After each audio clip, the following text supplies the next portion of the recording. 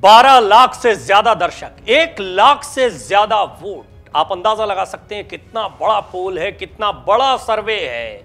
एक ही सवाल, क्या उद्धव ठाकरे की रैली शिंदे पर भारी पड़ी?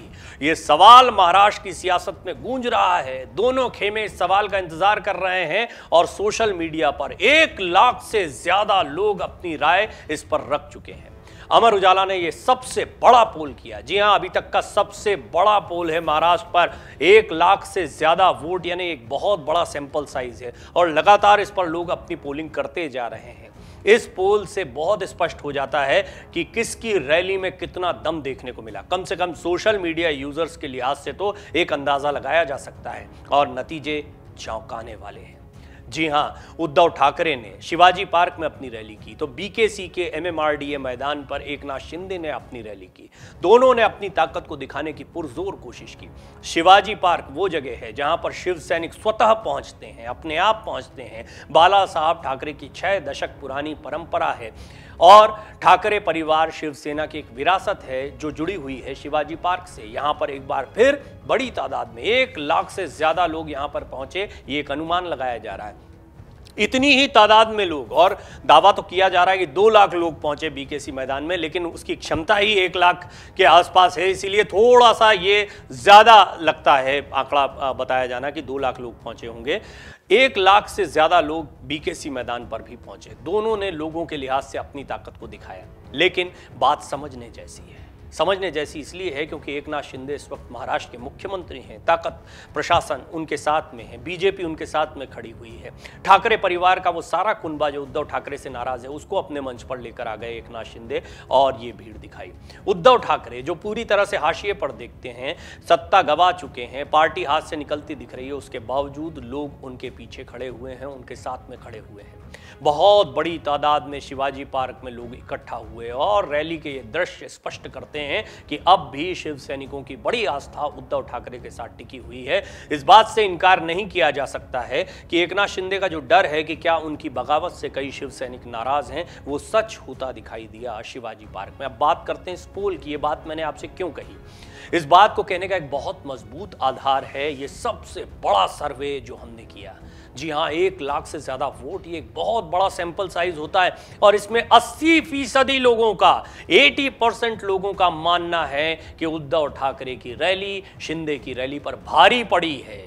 जी हां, ये एक बहुत बड़ा खुलासा है, एक बहुत बड़ी जानकारी है कि उद्धव ठाकरे की रैली एकनाथ शिंदे की रैली पर भारी पड़ी है। इस बात को अब पुरजोर तरीके से इसलिए कहा जा सकता है क्योंकि 1000-2000 नहीं, 1 लाख से ज्यादा लोगों ने एक्टिवली इसमें वोटिंग की। सवाल था क्या उद्धव ठाकरे की रैली शिंदे पर भारी पड़ेगी, और इसके जवाब में 80% लोगों ने हां में जवाब दिया है। 80% लोगों का मानना है कि जी हां, उद्धव ठाकरे की रैली एकनाथ शिंदे की रैली पर भारी पड़ी है।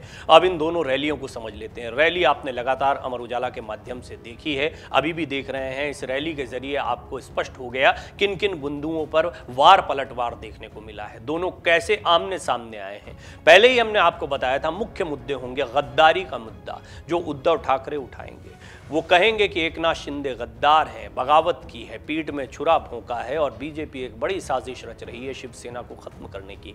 इधर से जवाब आने वाला था और आया भी कि गद्दारी हमने नहीं की, आपने की है। बाला साहब ठाकरे के सपनों के साथ, उनकी विचारधारा के साथ, कांग्रेस और एनसीपी के साथ हाथ मिलाकर आपने बीजेपी के नाम पर या मोदी के चेहरे के नाम पर वोट मांगा और जाकर बैठ गए कांग्रेस और एनसीपी के साथ में। ऐसे में गद्दारी किसने की है, आप खुद तय करिए।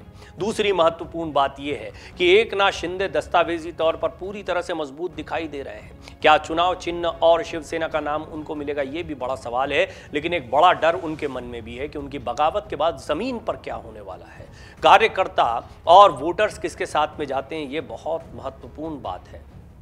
इसी डर की वजह से एक सर्वे कराने की बात भी कही गई थी और कहा जाता है कि एकनाथ शिंदे के बेटे सांसद श्रीकांत शिंदे ने उनको ये सलाह दी थी कि आपको एक सर्वे कराना चाहिए जिसमें जानने की कोशिश करिए कि क्या लोग आपकी बगावत से नाराज तो नहीं हैं, वो शिव सैनिक जो बाला साहब ठाकरे के चेहरे पर वोट करते हैं। और ये डर अपने आप में बताता है कि इस बात से एकनाथ शिंदे गुड भी इनकार नहीं करता है कि कहीं ना कहीं शिव सैनिकों का एक बड़ा धाड़ा उनसे नाराज हो सकता है। इस रैली ने जो शिवाजी पार्क में उद्धव ठाकरे ने की है, यह स्पष्ट कर दिया है कि जी हां, एक बहुत बड़ा धड़ा है जो अब भी उद्धव ठाकरे के पीछे खड़ा हुआ। और उससे भी बड़ी बात है ये सर्वे। हमने जो सर्वे किया उसमें हमारे साथ में 12 लाख से ज्यादा दर्शक, जी हाँ 1.2 मिलियन से ज्यादा दर्शक, ये बहुत बड़ी तादाद होती है। 12 लाख लोगों ने लगातार इन भाषणों को सुना है, दोनों भाषणों को, जो उद्धव ठाकरे का शिवाजी पार्क में संबोधन हो रहा है और बीकेसी ग्राउंड पर एकनाथ शिंदे का संबोधन हो रहा है। इन दोनों संबोधनों को सुना। इन दोनों को सुनने के बाद में लोगों की ये राय है कि उद्धव ठाकरे की रैली एकनाथ शिंदे की रैली पर भारी पड़ी है। 1 लाख से ज्यादा वोट, ये सचमुच में रोमांचित करने वाला है, इसलिए क्योंकि इतना बड़ा पोल अभी तक नहीं हुआ। ये ऑनलाइन सबसे बड़ा पोल आप कह सकते हैं। अमर उजाला ने इस पोल को आपके सामने रखा और इसमें 1 लाख से ज्यादा दर्शकों ने अपना वोट किया है। 80% लोगों का मानना है कि उद्धव ठाकरे की रैली एकनाथ शिंदे की रैली पर भारी पड़ी है। ये इसलिए भी महत्वपूर्ण है क्योंकि आगामी दिनों में बीएमसी चुनाव सामने हैं। बीएमसी चुनाव को लेकर भी यही स्थिति बनने वाली है। 2 धड़ों में शिवसेना बटी दिखाई दे रही है और इसी के साथ में शिव सैनिक और वो कोर वोटर जो शिवसेना को अभी तक वोट देते आए हैं। ऐसे में बड़ा गंभीर सवाल ये खड़ा होता है, जिसके आरोप उद्धव ठाकरे लगातार लगाते रहे हैं कि दरअसल ये शिवसेना को तोड़ने की एक साजिश है। बीजेपी का इस सारी कवायद का बीजेपी को अपरोक्ष फायदा मिलेगा। कैसे? अगर 2 गुटों में शिवसेना के वोट बंटते हैं तो बीजेपी को फायदा मिल सकता है। जैसे जैसे शिवसेना कमजोर होगी बीजेपी मजबूत हो सकती है। बीजेपी की एक ख्वाहिश है कि वो सिर्फ महाराष्ट्र में नहीं बल्कि देश के हर हिस्से में अपने दम पर खड़ी हो। यही बात है कि एक एक करके उससे कई सहयोगी दल छिटकते जा रहे हैं। बिहार एक बहुत बड़ा उदाहरण है, जहां पर जनता दल यूनाइटेड के साथ गठबंधन में वो सरकार चला रहे थे, लेकिन बाद में फिर महागठबंधन का प्रयोग वहां पर हो गया, बीजेपी सत्ता से बाहर हो गई। महाविकास आघाड़ी एक ऐसा ही प्रयोग था जो पहले हुआ और उसके बाद में महाविकास आघाड़ी में जो टूट फूट हुई, खासतौर पर शिवसेना की फूट के बाद में महाविकास आघाड़ी की सरकार गिर गई। बीजेपी एक बार फिर शिंदे गुट के सहयोग के साथ सत्ता में आ गई। हालांकि इस बार मुख्यमंत्री बनाए गए एकनाथ शिंदे। उद्धव ठाकरे ने एक बार फिर अपने मंच से ये बात कह दी कि उनके साथ 2.5 साल का ये वादा अमित शाह ने किया था कि 2.5 साल हमारा मुख्यमंत्री रहेगा और 2.5 साल आपका मुख्यमंत्री रहेगा। इस बात से अमित शाह अपनी मुंबई यात्रा के दौरान इनकार कर चुके हैं। उन्होंने कहा था, मैं बंद कमरे की राजनीति में विश्वास नहीं रखता हूं, जो कहता हूं खुलकर कहता हूं, मैंने ऐसी कभी बात नहीं कही। वहीं उद्धव ठाकरे ने बाला साहब ठाकरे की कसम खाते हुए यह बात सार्वजनिक मंच से कही है। उन्होंने कहा है, मैं कसम खाता हूं बाला साहब ठाकरे की, उनके विचारों की। उन्होंने कहा कि ये सारी बातें मुझसे कही गई थी, मुझसे वादा किया गया था कि 2.5 साल दोनों का मुख्यमंत्री रहेगा। जब इस वादे पर बीजेपी खरी नहीं उतरी, एक बार फिर देवेंद्र फडणवीस मुख्यमंत्री बनने वाले थे, तो बीजेपी को करारा जवाब देने के लिए या उनके दबाव को दूर करने के लिए हमें महाविकास आघाड़ी के साथ जाना पड़ा। ये इसीलिए बताना पड़ रहा है क्योंकि एक बहुत बड़ा सवाल है। उन लोगों के सामने सवाल गया जिन्होंने कांग्रेस के खिलाफ शिवसेना को वोट किया था। प्रधानमंत्री मोदी और बाला साहब ठाकरे के पोस्टर्स पर चेहरे थे, उसके आधार पर जो वोट किया गया था उसके साथ धोखाधड़ी हुई। एकनाथ शिंदे बार बार ये आरोप लगा रहे हैं। इस आरोप में दम भी दिखाई देता है कि जिनके खिलाफ आप लड़े थे उनके साथ आपने सरकार क्यों बना ली। बड़ी बात यह है कि भूलना यह नहीं चाहिए कि इसी बीजेपी ने एनसीपी के साथ मिलकर भी सरकार बनाने का प्रयास किया था। तो इस बात से इनकार नहीं किया जा सकता है कि जो काम बाद में उद्धव ठाकरे ने किया या जो काम सरकार बनाने के लिए उद्धव ठाकरे कर रहे थे वो प्रयास खुद देवेंद्र फडणवीस ने किया। अजीत पवार का एक गुट उनसे आकर मिल गया था, डैमेज कंट्रोल कर लिया था शरद पवार ने और इसके बाद में वो ये सरकार नहीं बन पाई थी देवेंद्र फडणवीस की और उद्धव ठाकरे महाविकास आघाड़ी की सरकार बनाने में कामयाब हुए थे। हालांकि इसके पीछे दिमाग शरद पवार का माना जाता है। बहरहाल अब एक बार फिर इस पोल की बात करते हैं, इस पोल के मायने समझने की कोशिश करते हैं। सोशल मीडिया टीम्स दोनों ही तरफ से काम कर रही हैं। ऐसा नहीं है कि एकनाथ शिंदे के पक्ष में वोट नहीं होता है या एकनाथ शिंदे के पक्ष में कोई कमेंट्स नहीं आते हैं। उनके भी कार्यकर्ता हैं, उनकी भी आईटी सेल है और वो सत्ता में है। बीजेपी भी उनको सपोर्ट कर रही है, लिहाजा उनकी ताकत ज्यादा देखने को मिलनी चाहिए। इसके बावजूद अगर सेंटिमेंट्स उद्धव ठाकरे के साथ जुड़ते दिखाई देते हैं, ज्यादातर वोटर्स इस बात को कहते हैं कि उद्धव ठाकरे की रैली शिंदे पर भारी पड़ी है, तो इस बात के गहरे मायने हैं। सबसे महत्वपूर्ण बात यह है कि उद्धव ठाकरे को लेकर एक सहानुभूति की लहर देखने को मिल रही है। दशहरा रैली के पहले भी देखने को मिल रही थी। एक बड़ी वजह मानी जा रही है कि एकनाथ शिंदे ने सुप्रीम कोर्ट में चुनौती नहीं दी हाई कोर्ट के फैसले को कि वो शिवाजी पार्क में रैली करें या ना करें। ये बात सही है कि एकनाथ शिंदे नहीं चाहते थे कि उद्धव ठाकरे की रैली शिवाजी पार्क में हो, इसके लिए उन्होंने भरसक कोशिश की। हालांकि पहले ही उद्धव ठाकरे का गुट अपनी एप्लीकेशन बीएमसी में लगा चुका था। पहले आओ पहले पाओ के नाते यदि किसी को परमिशन मिलती तो वो उद्धव ठाकरे ही होते। बेशक एकनाथ शिंदे ने भी अपनी एप्लीकेशन लगाई थी, उनकी ताकत होने के बावजूद बीएमसी ऐसा नहीं कर सकती थी, लिहाजा दोनों की एप्लीकेशन को होल्ड करके रखा गया। इस बीच में बीकेसी मैदान पर पहले एप्लीकेशन लगा चुके थे एकनाथ शिंदे। पहले आओ पहले पाओ की तर्ज पर उन्हें वहां पर परमिशन दे दी गई और उद्धव ठाकरे की एप्लीकेशन वहां खारिज कर दी गई थी। लेकिन ये रूल शिवाजी पार्क पर लागू नहीं किया बीएमसी ने, लिहाजा इंटरवीन करना पड़ा हाईकोर्ट को। खुद उद्धव ठाकरे हाईकोर्ट गए। हाईकोर्ट ने स्पष्ट कह दिया कि उद्धव ठाकरे को पूरा अधिकार है, इस तरीके से उनको रैली करने से रोकना बहुत गलत बात है, लेकिन कानून व्यवस्था का ध्यान रखना होगा। अच्छी बात यह रही इतनी बड़ी बड़ी 2 रैलियां हुई और कानून व्यवस्था चाक चौबंद रही।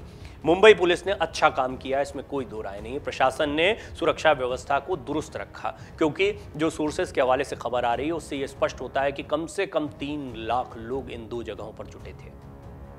ये बहुत बड़ी तादाद है किसी सभा के लिहाज से। बीकेसी मैदान पर पहले भी जब प्रधानमंत्री नरेंद्र मोदी आए थे तो करीब 97,000 लोग जुटे थे, इस तरह का एक आंकड़ा सामने आया था। इसके बाद ने दावा किया जा रहा है कि इससे कहीं ज़्यादा तादाद में एकनाथ शिंदे की रैली में लोग जुटे हैं, लेकिन दावा ये भी किया जा रहा है कि उद्धव ठाकरे की रैली में भी 1 लाख से ज़्यादा लोग जुटे। अब 12 लाख लोग, 12 लाख दर्शक। आप देखिए कि मैदान पर जितने लोग नहीं जाते हैं उससे ज़्यादा लोग डिजिटल मीडिया के माध्यम से अब इन रैलियों को देखते हैं, इन विचारों को सुनते हैं, और ये बहुत महत्वपूर्ण हो जाता है। और उसमें 1 लाख से ज़्यादा वोटर्स, एक दर्शक एक बार वोट कर सकता है, इस बात को आप ध्यान रखें। लिहाजा एक दर्शक कई बार वीडियो को सुन सकता है, लेकिन एक दर्शक एक बार वोट कर सकता है एक लाइव में।